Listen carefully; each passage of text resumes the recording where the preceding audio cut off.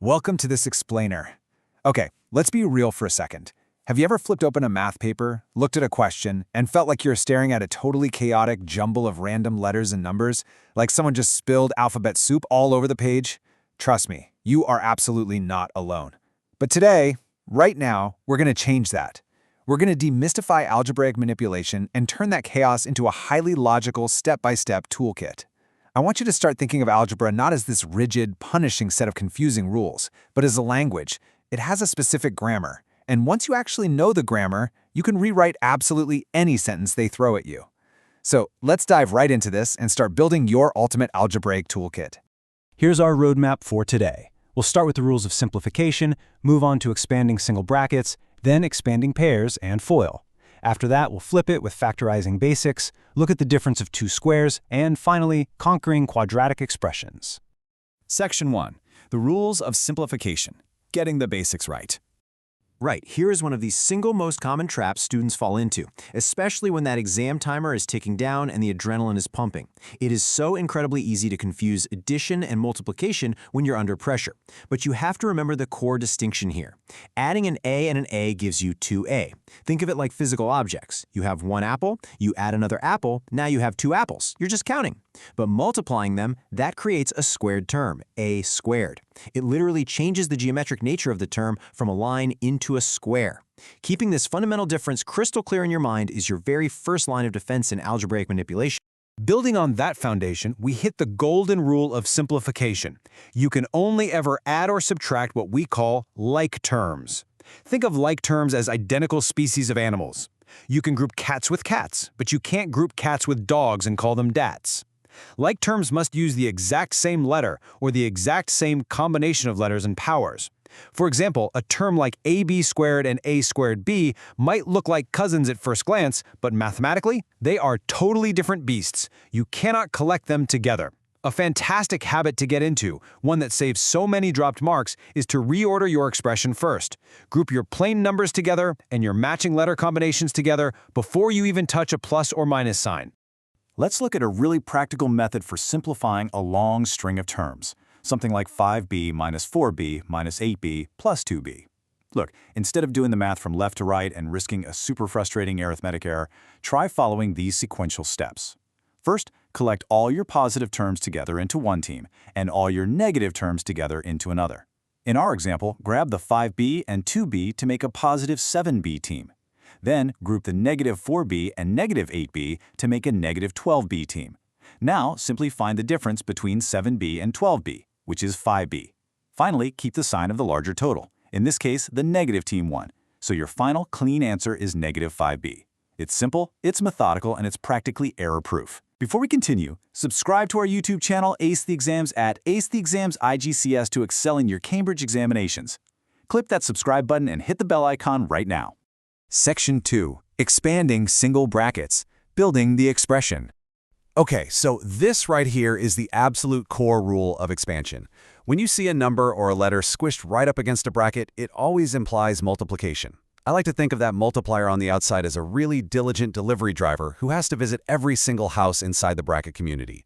Whatever sits outside must be distributed and multiplied by absolutely everything inside, no exceptions. So, if you have a 4 on the outside and a 2x minus 1 on the inside, that 4 multiplies the 2x to get 8x, and it has to multiply the negative 1 to get negative 4. You can't just deliver to the first house and go home.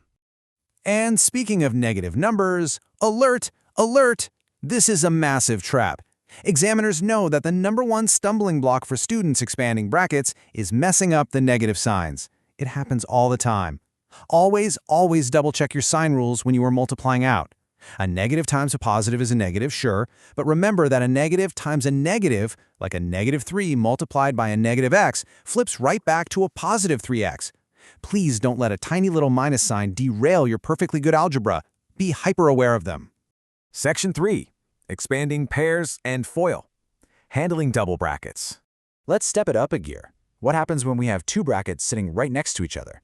The overarching rule is that every single term in the first bracket must be multiplied by every single term in the second bracket. Some people love drawing these little connecting arrows that end up looking a bit like a smiley face, connected the first terms, the outside terms, the inside terms, and the last terms. It's actually a brilliant visual check. If your arrows don't make the complete pattern, you know you've missed a multiplication somewhere. Alternatively, if you're not a visual person, you can rely on the absolute classic, the FOIL acronym. It stands for first, outer, inner, last. You multiply the first terms in each bracket, then the outer terms, then the inner terms, and finally the last terms. The crucial takeaway here is that whether you use the visual smiley face arrows or the mental FOIL checklist, standardizing your approach is what guarantees you will generate all 4 necessary terms before you go ahead and simplify them down. It's all about having a system. Section 4. Factorizing Basics. Reverse Engineering. Stop scrolling. Subscribe to our YouTube channel, Ace the Exams, at @AceTheExams_IGCSE to excel in your Cambridge examinations. We've helped thousands of students improve by 2-3 grade boundaries. Join them right now by subscribing to @AceTheExams_IGCSE and turn on all notifications so you never miss our weekly exam strategy sessions. All right, we've spent the first half of this explainer building things up, expanding them out. Now we flip the script. We are going to dismantle them. This is factorizing. And here is a critical warning straight from the examiners. When a question asks you to factorize, it always means factorize fully. It is not enough to just pull out a number if there's a letter you could pull out too. Always check your final bracketed expression to ensure you haven't left any common numbers or letters behind. If you look inside your new bracket and see terms that still share a factor, your job isn't done yet. You got to extract everything you possibly can. The absolute easiest way to avoid leaving factors behind is to just take it step by step.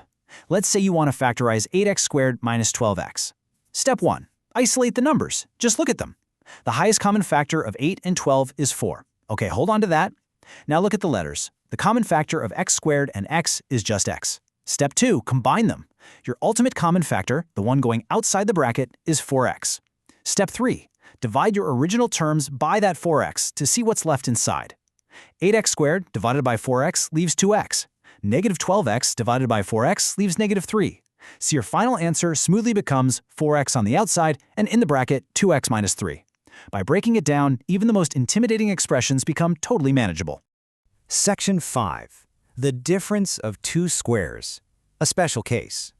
Now this is a mathematical shortcut that is so elegant, you absolutely need to train yourself to recognize it on sight. To understand how to dismantle it, we actually have to look at how it's built. If you expand two brackets that look exactly the same but opposite signs, like a minus b multiplied by a plus b, something literally magical happens. If you use our FOIL method, the outer and inner terms will end up being the exact same thing but with opposite signs. This means they completely annihilate each other. They just cancel out to 0. You are left with only the first times first, which is a squared, minus the last times last, which is b squared. Two perfect squares separated by a minus sign. So let's test this concept in reverse. Think about it. If you were presented with the expression x squared minus 16 on an exam paper, how would you dismantle it? How would you quickly reverse engineer this back into its original two brackets? The secret is simply recognizing the square that's hiding in disguise. You see the x squared, you see the minus sign, and then you just have to realize, wait a minute, 16 is actually just 4 squared. Once you identify that your a value is x and your b value is 4, you effortlessly slot those values right back into the dual bracket formula. The answer is simply x minus 4 times x plus 4. The moment you train your brain to spot these square numbers hiding in plain sight, like 9, 16, 25, 36, these problems literally take 3 seconds to solve. Section 6. Conquering quadratic expressions, the ultimate test. All right, we have reached the top of our progressive toolkit. This is where we put everything we've learned together. First things first, let's identify our target. You will know for sure that you are dealing with a quadratic expression when you see 3 distinct terms, led by an x squared leading the charge. The standard textbook format is written as ax squared plus bx plus c, where a, b, and c are just normal numerical values. Our goal here is reverse engineering. We have to figure out exactly which two brackets were multiplied together to create this 3-part expression. Now, I'm about to give you a massive shortcut. This cheat sheet brilliantly distills pages and pages of dense textbook rules into a really straightforward checklist, and it's based entirely on the very last number in the expression, the constant, or c. Listen closely. If c is a positive number, you instantly know that the two numbers hiding in your brackets will have the exact same sign, period.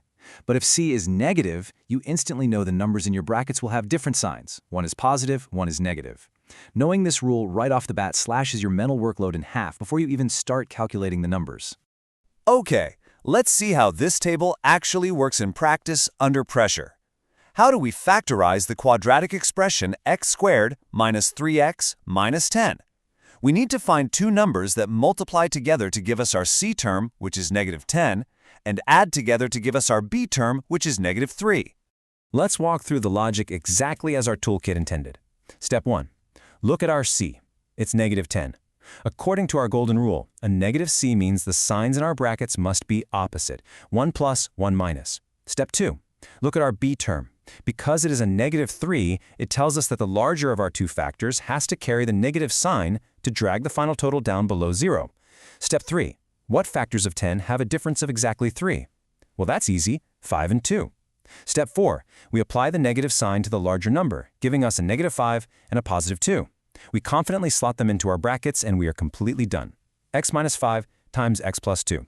By strictly following the sign rules, we completely remove the panic and guesswork from the equation. And there you have it. We started with basic simplification, ensuring we understood like terms and the dangers of confusing addition with multiplication. We learned to expand single and double brackets with absolute precision using FOIL. And finally, we mastered the art of dismantling, pulling out common factors, spotting the magical difference of two squares, and reverse engineering complex quadratics using those foolproof sign rules. Now you have the tools to simplify, build, and dismantle algebraic structures. What previously looked like chaos is now entirely in your control. The question is, are you ready to deploy this toolkit the next time you face a wall of algebra? Students who implement these mathematics strategies see an average improvement of 2 grade boundaries, but only if they practice consistently with our weekly videos. Here's your final reminder: subscribe to our YouTube channel Ace the Exams at acetheexams_IGCSE to excel in your Cambridge examinations. Subscribe right now to @acetheexams_IGCSE and click that bell. Don't let another exam pass you by. Drop a comment below with your target grade for mathematics and the biggest challenge you're facing. Our team responds to every comment. Like and share this video with a study partner. Ace the Exams. Your Cambridge success starts here.